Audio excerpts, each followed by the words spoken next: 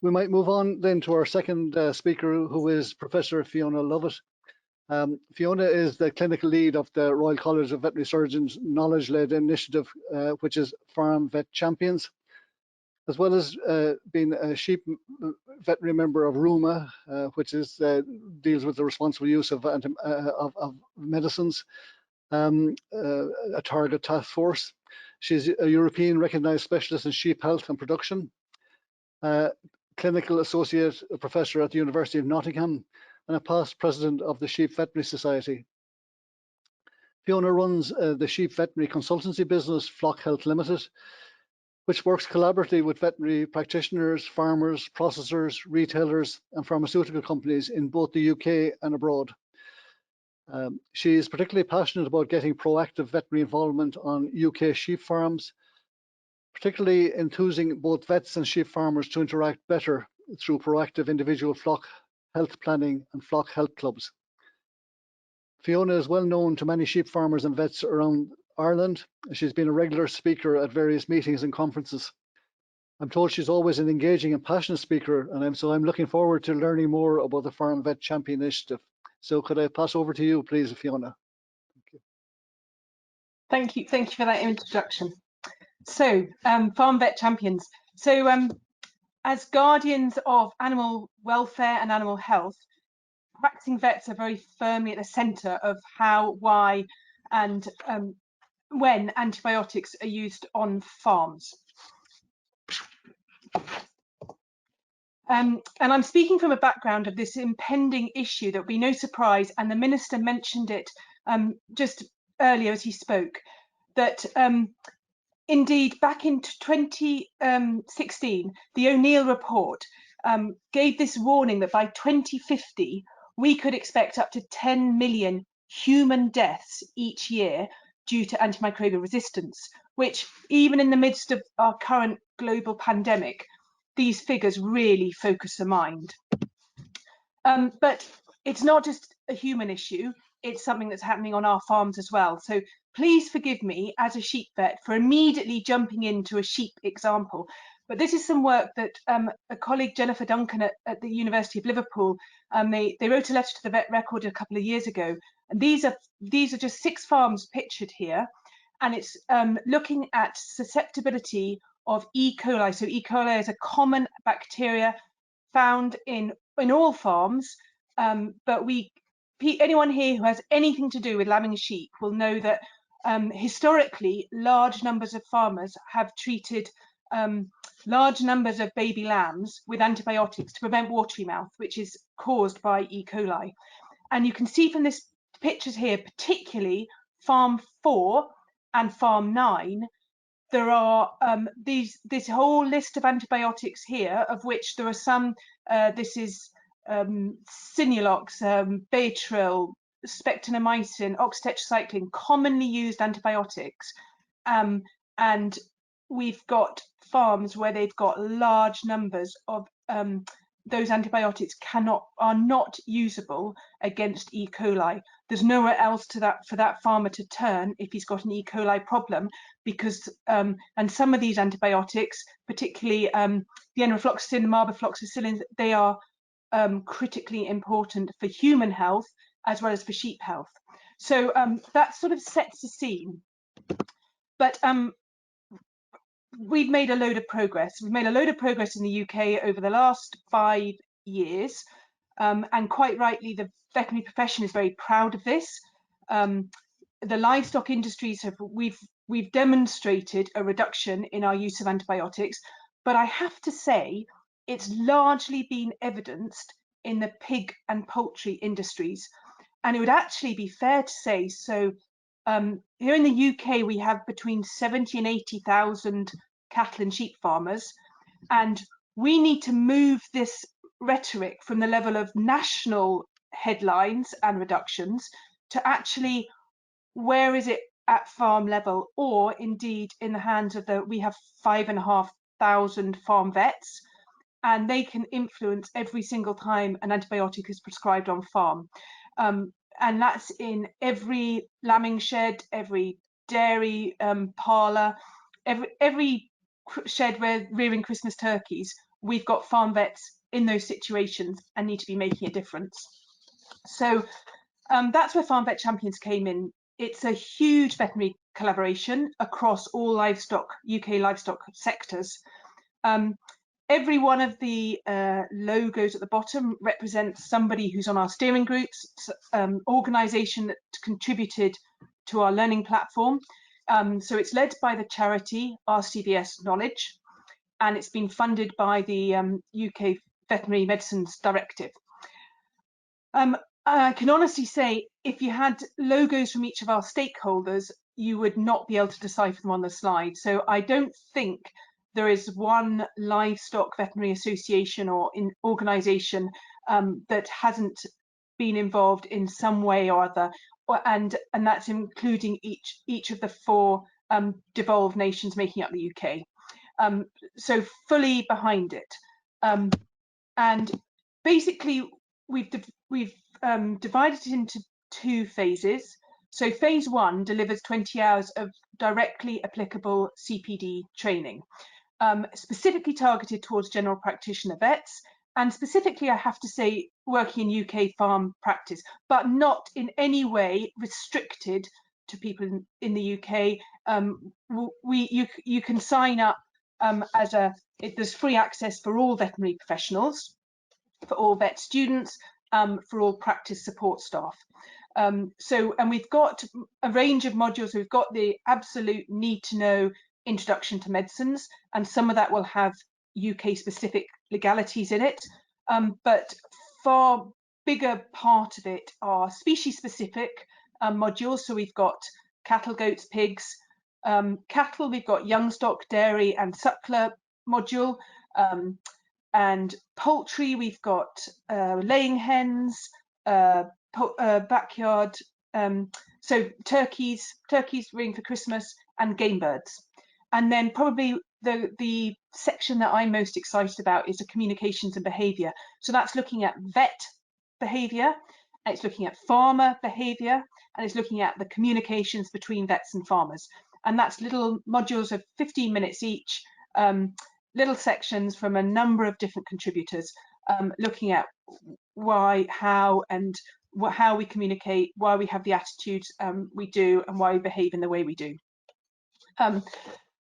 And so let me just start by, I suppose, introducing you to this. So this is a vet, Charlie, who lives in South Cumbria. She came up to me at the recent Sheep Vet Society. We had an in-person conference, which was really exciting.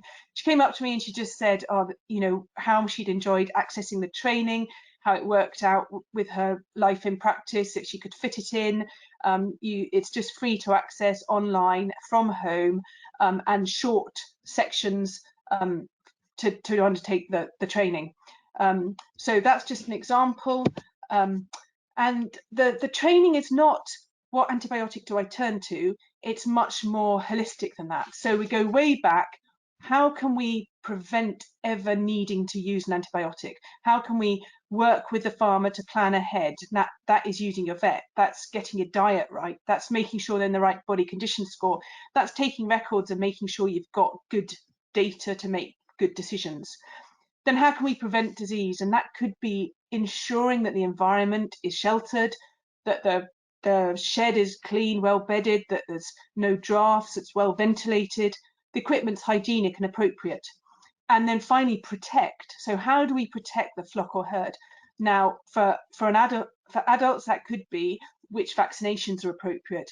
But for young animals, that's making sure they receive suitable quantities of colostrum and quickly at appropriate time. So there's plan, prevent and protect are key things that go right through each of the modules, whether we're talking about goats or sheep or pigs or poultry. Each one of the modules is based on plan, prevent, protect. So much more holistic than, oh my goodness, which antibiotic do I need for this situation? So I just want to introduce you to a few more of our Farm Vet Champions. This is Emily. She's the ruminant clinical director at her practice over in Norfolk. She was the BVA Young Vet of the Year a couple of years ago. And she speaks very eloquently alongside Joe, who's one of her dairy farmer clients. and they speak about putting the plan, prevent, protect in place, how they've managed to use antibiotics more responsibly with mastitis, so they don't have to use so much antibiotics to control mastitis within the herd. So that's one little example. This is Kat. She's she works in Wiltshire in southern England. She's a board member for the BCVA, the British Cattle Vets Association. She actually contributed the cattle young stock module, but she'll talk in this video about dealing with this outbreak of scour on this dairy farm, that the farmer was using antibiotics for each case of scour, and by going through it, by putting in place planning ahead, preventing disease, making sure that the calf hutches were well bedded, and protecting the calves, that they could put those in place and drastically reduce the quantities of antibiotics they're using. And then I'll just also introduce you to Jonathan. Jonathan's a practice owner down in Devon, in the southwest of England. He actually won this Antibiotic Guardian Award last year, where and he drastically reduced the prophylactic use of spectinomycin for baby lambs in the lambing shed. So they've worked on it. It's and he speaks very eloquently about how important it is to get the whole practice team involved, how to set himself, we can't just, people have been used to using antibiotics in certain ways, farmers have been used to it, vets have been used to it, and we've all maybe just got a bit complacent about it. And actually doing that whole communication thing, and why do we have to make changes and how to do that, is not a sudden thing. We have to do it carefully, we have to have appropriate conversations. So Jonathan introduced us very neatly to phase 2 of Farm Vet Champion. So phase 1 was the training and the CPD that's available online, and any veterinary professional or anyone associated with a veterinary professional organisation can access that. The URL is at the bottom of the screen, rcvsknowledge.org/FVC. But phase 2 is about making the platform interactive so that vets can set SMART goals for themselves. And a SMART goal is specific, measurable, it's achievable and realistic, and it's within a time period. So we're making the platform interactive, and we're allowing vets and other people within the practice to look at their situation and say, where am I, and how can we in our situation use antibiotics more responsibly, and what goal can we set that is appropriate to us? So we know we're all in a very different place. The vets I've introduced you to already have actually made a load of progress in the last couple of years and a bit further on the journey. But I've also got friends working in practices where actually they're a bit further back in, and they have either incredibly difficult, dare I say, grumpy farmers who do not want to change and don't want to think about it, or they might have a difficult boss, or they might have a receptionist who always just hands things out. Where can that practice make a difference? Where can they gradually take their farmers a step different? So that's why the SMART goals have to be specific to the practice. So and phase 2 is about people. It's about those communications. It's about involving everyone within the practice prescribing team, and it's about building a community. It's about sharing good news stories between different vets, different practices, what works here, what works there. And it's about collecting good data and sharing that data. So we've got a national medicine hub in Wales. They're doing the Welsh lamb and beef producers are collecting Welsh data.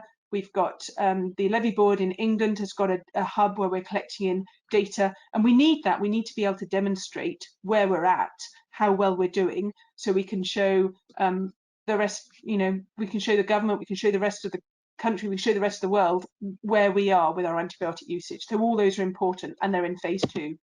And I just want to end by introducing you to another vet.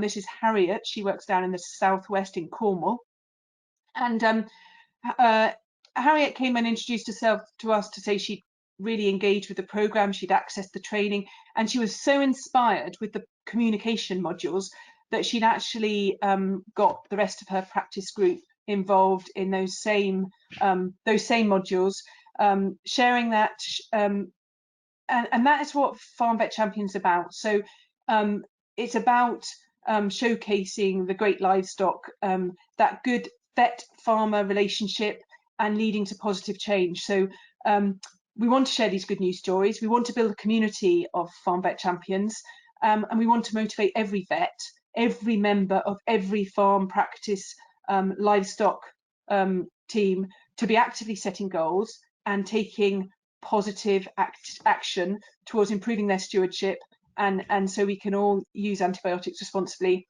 We're all in it together. We've all got a role to play, and this is one way that we're dealing with it. So that's me. Okay, thank you very much, Fiona. Again, a very enlightening, excellent presentation. Again, some of the issues that strike me, and there's certain commonalities between the things I take from Alicia's earlier presentation and yours. It's about the collaborative effort. I mean, this AMR is a big global challenge, and if you just look at it and stand looking at it, you'll never make any progress. So I think it is about actually every major journey starts with the first step. And then I think the issues you emphasize in relation to the location-specific issues, I think that we need to recognize that, be it on farm or in veterinary practice or wherever, there are specificities associated with these locations that need to be taken into account and worked through. And again, I suppose the whole issue of teamwork and the collaborative effort of teamwork and building towards a shared objective within the teams. So I think that's a very important thing to take away from that I take away from your presentation. So thank you very much.